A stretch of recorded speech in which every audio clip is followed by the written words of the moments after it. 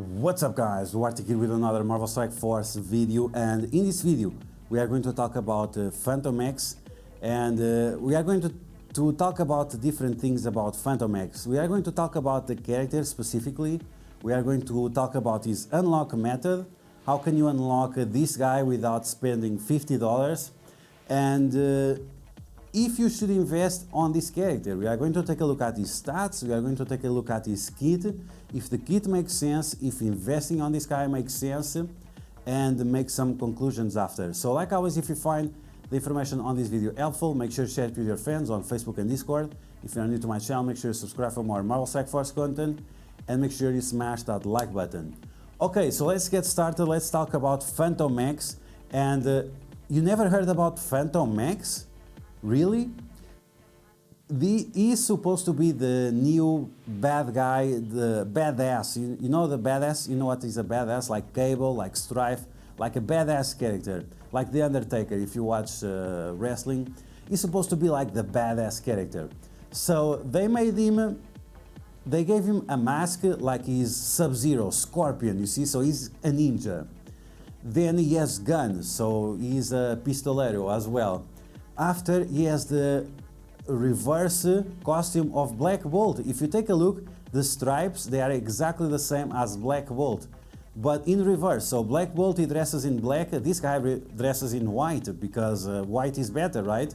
So they made this guy white. Then they gave him a trench coat. This guy is from the X-Force team in the comics.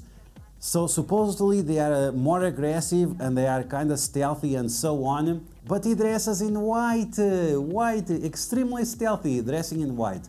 Again, with a trench coat, with a Sub-Zero Scorpion mask, and then not only dresses in white, he has black boots and black gloves.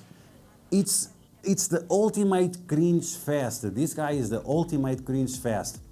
After, he's not only a ninja, he's also a cyborg, he's also a mutant, he also has bio-experiments made on him. So he's everything. And you know, like when you try to be everything, you are probably just trash. And this is what this guy is. If you take a look at FANTOMEX and the opinion about this character on Google, everyone dislikes this guy.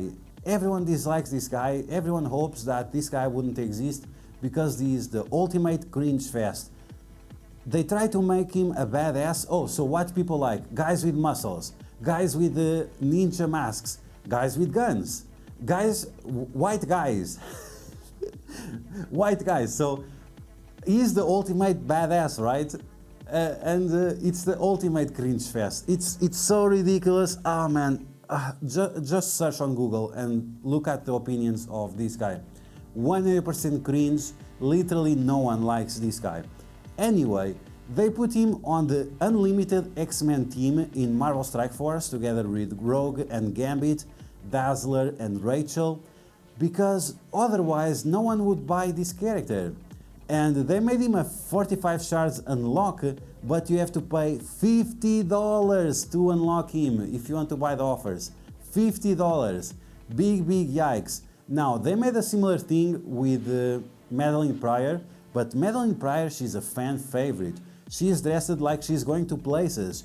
She's sexy AF, so that makes sense. And her kit was very good. And also the stats. The stats for Madeline Pryor and her kit are very flexible and extremely good on all game modes. It's not the case for this guy. This guy is 100% trash, not only in the comics, but also in game. So yeah, they put him together with Unlimited X-Men because he's part of the team, so you need to buy him. And he's for Cosmic Crucible, the new game mode that has no character shards there. So you definitely need to buy this guy, otherwise how are you going to get Mortal gear? Anyway, okay, so let's move on. Let's talk about how can you unlock this guy without spending $50. I think you can unlock him by spending only $20 and or maybe a little bit more than that, but at least you'll double up in terms of the value.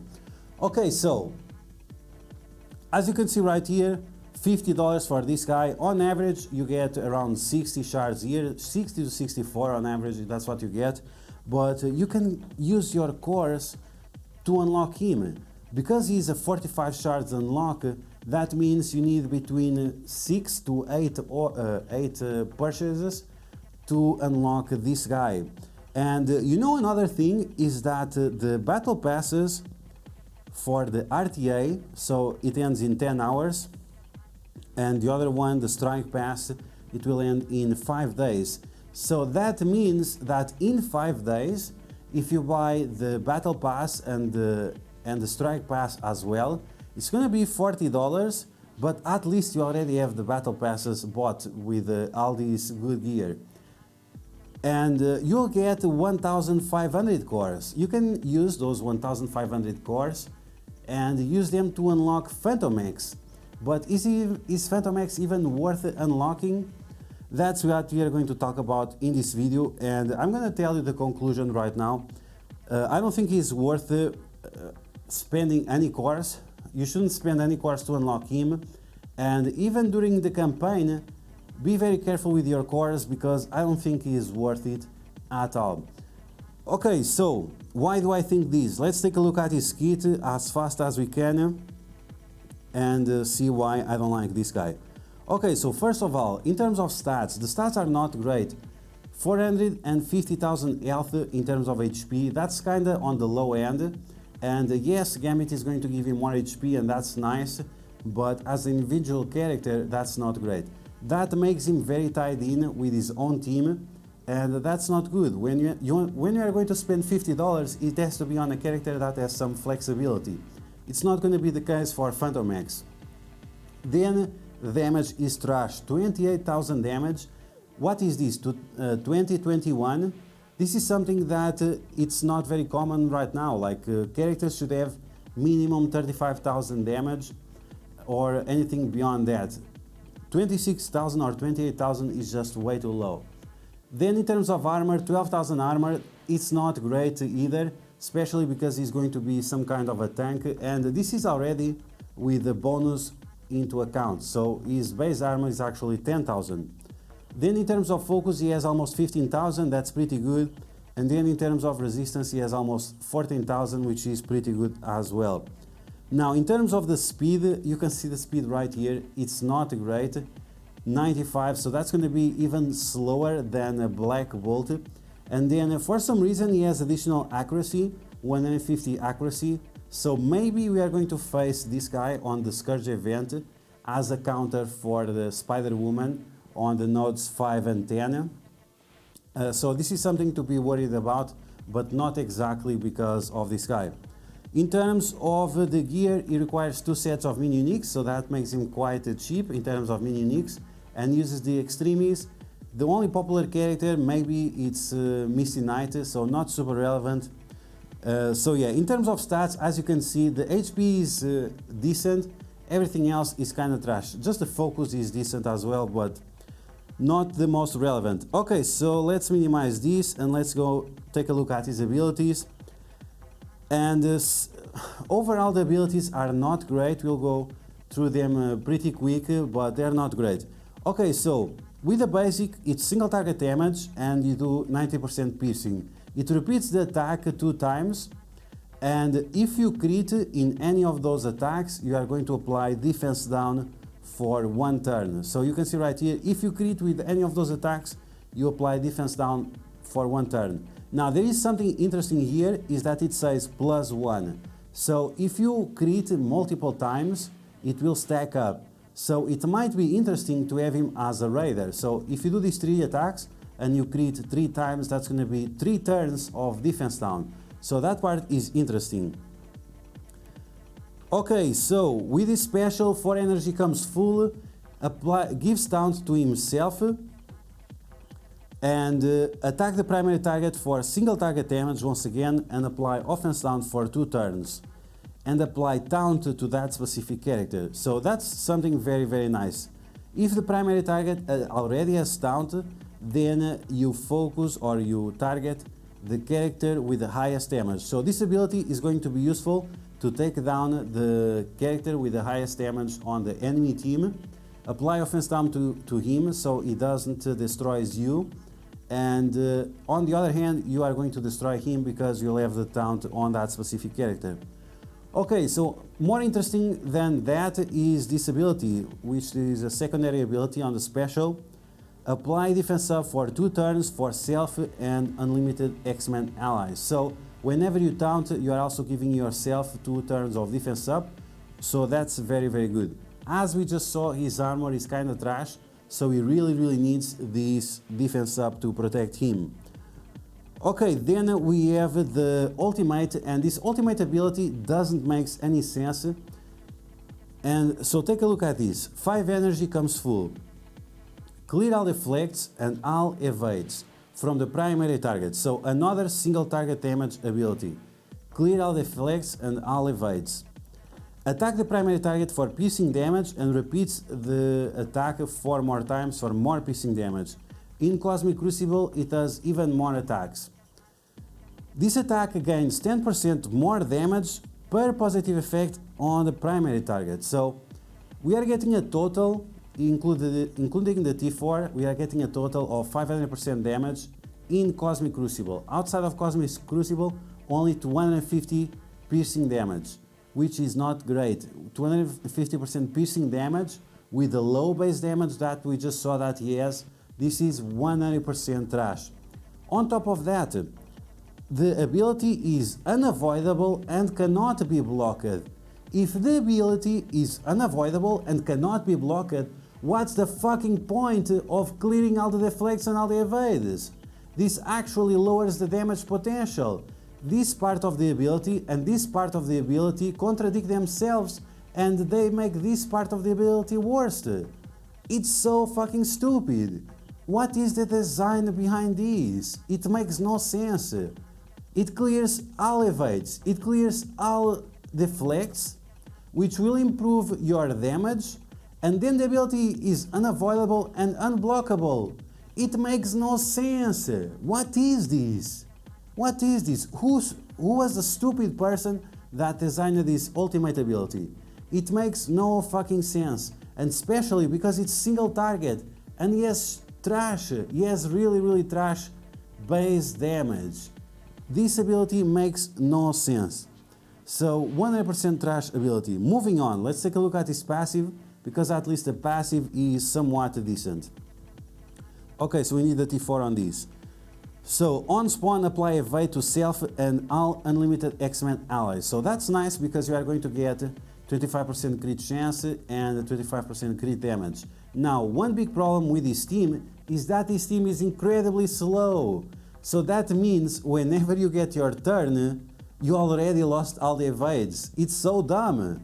The team is so slow that whenever you get your turns, you don't have these abilities anymore. So you will not have the crit chance and the crit damage because it already was removed from your team. It's so dumb. Let's continue. So on spawn, apply evade to self and all unlimited X-Men allies. On turn, heal this character for 20% max health. So he has regeneration, or he has a healing mechanic like Wolverine. On death of this character, apply offense up to all unlimited X-Men allies, apply defense up to all allies, and then he will call the 2 unlimited X-Men allies with the highest damage to attack the most injured enemy. So they are going to focus the most injured enemy and they are going to destroy him. So this ability is quite nice, but it kind of tells you that don't give up this guy. Make sure he dies as fast as possible so you can get these additional benefits, especially on turn 3. After turn 3, after he gives the defense up for the entire team or whatever, or maybe turn 2, you just want him to die. So let's get this guy over with. After that, while this character has defense up, gain 100% chance of counter, and whenever he counters, he does a nice amount of piercing damage, and he also has a chance of applying defense down in case you crit. So Raider is going to be a good isolate option for this guy. Gain 10,000% resistance against bleed, gain a dodge chance per unlimited X-Men ally, so that's going to cap at 40%, and gain 25% armor, unlimited X-Men allies gain 25% armor. So this guy is going to be kind of a tank, but he's going to be very similar to Stature. And if you use it Stature, you know that she is trash. She has trash armor, she can get a defense up, but the defense up is easily removable, and this guy also doesn't have the highest resistance ever. And we see this dodge mechanic, like we know that tanks should not have this type of dodge mechanic because they will get destroyed very easy. We don't have the dodge from the AI, 75% plus, so that means this 40% is actually going to be like 10%, and it's going to get destroyed fairly easy. So maybe that's good because it's going to give this additional bonus.